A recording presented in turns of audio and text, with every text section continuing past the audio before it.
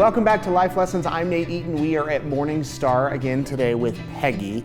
And we actually got an email from one of Peggy's family members, her grandson, who said, will you go interview my grandma? She has a ton of incredible stories. She's had quite a life.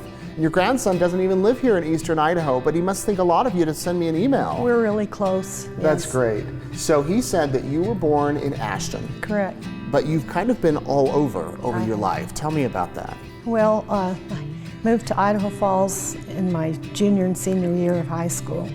And then I went to Pocatello. And then I spent a year there at Idaho State. At that time it was Idaho State College. Mm-hmm, yeah. And then I went with a girlfriend to California to spread our wings a little bit, and that's where I met my husband. And he kind of took you all over? He was in the Air Force. All right. So after we married, we spent a lot of time traveling around. And how many children did you have? I have 3. And are they around here? One's in Utah, one's in Oregon, and the other, my daughter's here. Okay. Yeah. And you were saying you decided to come back home when it was time for retirement. Right. Yeah.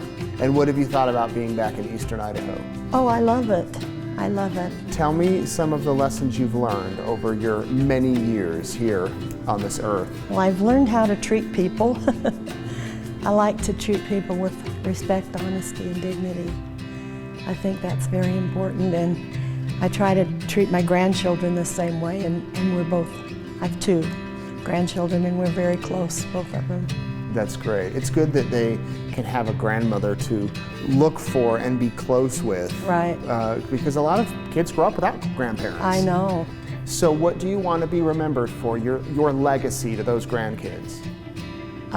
Just that I was the best person I could be with them, and hopefully they'll grow up to be the best people they could be. Do you have any regrets, Peggy? No, not really. Everything that happens for a reason, so I'm happy the way everything's gone. Is there anything you hope to still accomplish in your life? No, I think I've done it. Have you? That's great. I'm really happy to be here at MorningStar. They're wonderful people here. And they make you feel right at home, and it feels like a second family, and it's really nice. Because a lot of times there can be a little bit of apprehension or nervousness to have to move into a community, a senior community. But for you, you've loved it. I've loved it. I was ready. I knew I couldn't live alone any longer. And this has been great. And the social life is really good here, and everybody's wonderful. And I especially like the fact that when I moved in, I could bring my animals.